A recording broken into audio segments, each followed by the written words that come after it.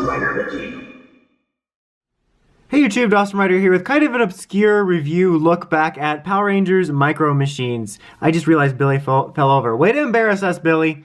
But I found these guys when I found those MMPR movie figures from a little while back, and I decided I kind of wanted to take a look at them because it's a really unique spot in my collection that I forgot I had, like Micro Machines. Do they even still make those? Like, I remember them being more of a thing in the 90s, but this is just kind of a variety pack of a bunch of different things I had. I'm missing a few little things here and there, some of which I've been missing since I was little, like Pterodactyl's little extra wings. I remember missing those from when I was little. But we got Megazord here, we got some individual Zords, we have little figures of the Rangers, and then their civilian forms, along with the putties. Actually, that's Tommy. No, I'm just kidding.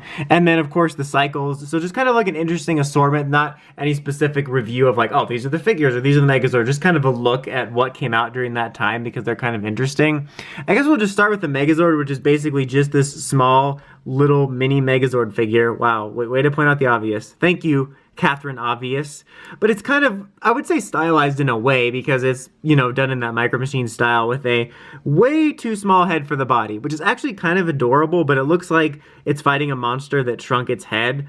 I mean, it's got some decent details there. The gray's a little bit boring looking, but it's definitely an interesting piece of history. That's what I would say about these. It's got little bits of articulation as well, and the way the arms are kind of on a gimmicky click too, so you can move things around a little bit. It might have come with a little sword back in the day, but it's one of those things where that's probably something I'll mention a couple times during this, is that there's nothing I would be like, this is a really good representation of the Megazord. You need it for your display. It's more like this is kind of a neat little piece of history, and if you're into things like that, which I kind of am, I like collecting obscure little things from PR history to have in my collection or have had, like these, which I already had. And then you got Sabretooth here, which oddly actually looks better than the old Legacy Bandai re-releases. No, I'm just kidding. I mean, kind of, but it doesn't look so bad, and the details are actually kind of on par with those individual releases that Bandai did of the Zords, and its teeth are permanently pointed up. But it's just kind of like a basic little version of the Zord, and that's kind of what they all are. But they have some pretty decent details considering they're just these kind of small little figures. Not like I'm saying I'm blown away by it or anything, but still, you know, for what they are, pretty solid. And then, like I said, Pterodactyl has been missing the wings ever since I was little. Like, I don't even know if I'd be able to find them because, you know, I lost it when I was little, and it's not like I just lost it now and can find them and stuff like that, but they're kind of neat. And then these figures are interesting. Just so you know, they did not come this beat up. Like, a lot of these have a lot of scuff marks. They've been through battle. This one looks like it's got two separate visor pieces, and the camera doesn't even want to look at it. But that's just from being in storage. Like, literally, it was in this container filled with a bunch of different things. But even without that, a lot of them don't have the details that would make you think they are who they are. Like, Yellow's is a little bit messed up there. Whose pose is this? I mean, obviously, it's Yellow's. But, I mean, this reminds me of somebody's pose distinctly, and I don't know whose it is. Doesn't Red do one like that, but he's taking it? I don't know. And you can see Pink's kind of beaten up, but she's got some more signature aspects of her helmet and stuff like that.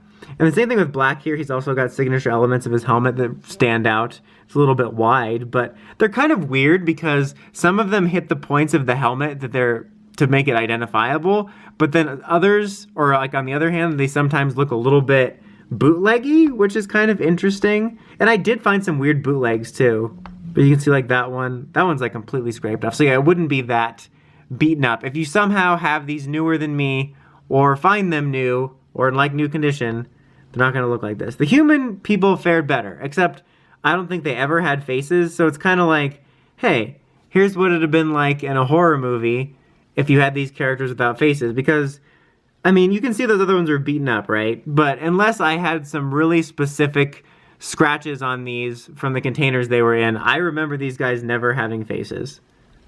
Like, it's honestly kind of disturbing when you think about it. Like, I'm missing Zach also, by the way.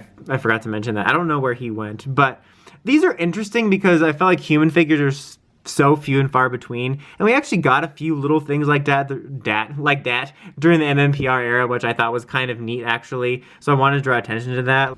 Then you got your two little putties here whose faces look like they were drawn on by a 3-year-old, so that's a thing. And then lastly here we have a putty falling over in a blurry screen. But for real, lastly, we have the bikes. And they kind of have a similar detailed figure on there with one of the bikes from the show. And this one's molded on here, but some of them will come off. And then it has like the little sidearm blaster here for this one. And then blue has his little sidecar here, which is kind of neat. Black does have his, but it came off. Like on mine here, let me show you for black. I don't know what Zach's been through, but he comes off here. I couldn't tell whether all of them were molded on and this guy just came off, or some of them came on. I think that because he's not attached here. Is he attached on one of them? He comes off. But I'm not sure if some of them were detachable and others were not, or if this guy just happened to scrape off of there. But he does have his little sidecar too. It just broke off. You can kind of see where that happened, so it did come with that. But yeah, this is kind of a weird review. It's much more of kind of an interesting look back at something from the past, kind of a portal back into the 90s when MMPR was popular and it had a bunch of different things happening. It's kind of a weird one to get to like a review recommendation that, like I said, these aren't things you're going to want to buy for like the most accuracy or something like that. But I think if you're kind of into collecting niche things from the past, these are kind of cool to take a look back on. Like I said, I kind of like looking at these obscure things from my old collection, and I'm kind of glad I have them because it's like looking into a piece of history, and they're kind of neat to own in that aspect. And in that way, I can recommend it if you're into that and you want to kind of take a look down memory lane somewhere. Anyway, that's about it for this one. Until next time, don't forget to like, comment, subscribe, and climb the steps and ring that bell so you get notifications for my videos. Till next time, Dawson Ryder signing out.